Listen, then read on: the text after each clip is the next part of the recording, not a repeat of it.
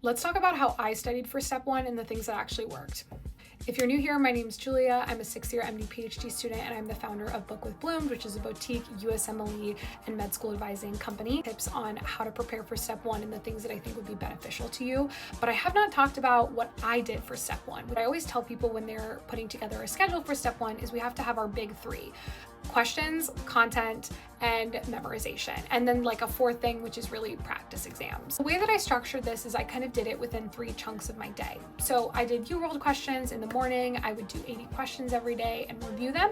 I'd spend my morning doing that. I would take a break. And then in the afternoon, I would do content review. And how I did content review was that I did kind of what I call a bottom-up approach, where essentially I just did a certain number of pages of each chapter of first aid every day, and I would watch videos associated with them. So I would just look on YouTube, Dirty Medicine, whatever it was, where I would kind of just watch those topics that were associated with it.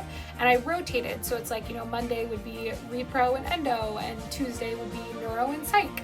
And I just calculated the number of pages that I needed to do to get through the whole book, basically. I had an ongoing list of all the things that I wanted to cover. I would just add it to the list, things that I didn't have enough time to cover, or I thought about, or I saw on a page, or something like that. I also used very specific resources for specific things. So I would do sketchy videos every day for micro. I would do pixarized videos every day for biochem and immuno.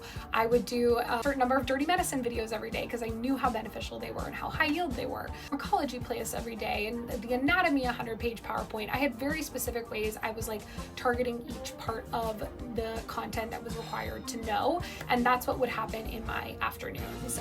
Things I would do Anki, and then I would also sometimes do an additional couple of videos or things that I wanted to get through that I had saved. Rinse and repeat this non-stop. I took practice exams once a week. As I was reviewing UWorld and content review and things like that, I would both annotate my first aid, and then I also make summary sheets. This is like an example of a summary sheet that I would use, where essentially I would write out like a study guide, everything that I would need to pass the exam, I would put on these sheets, and I had them organized by system. As I was reviewing UWorld or I was going over content review, I was adding to those summary sheets, and I was adding to kind of my notes in first aid as well. So this gave me a way to have some memory retention outside of just Anki. If you're looking for one-on-one guidance, reach out to me. My team would love to help you build a step one study schedule that keeps you sane, the best resources, and the best things that work for you and your learning style. And we would absolutely love to help you. So reach out if you're looking for help.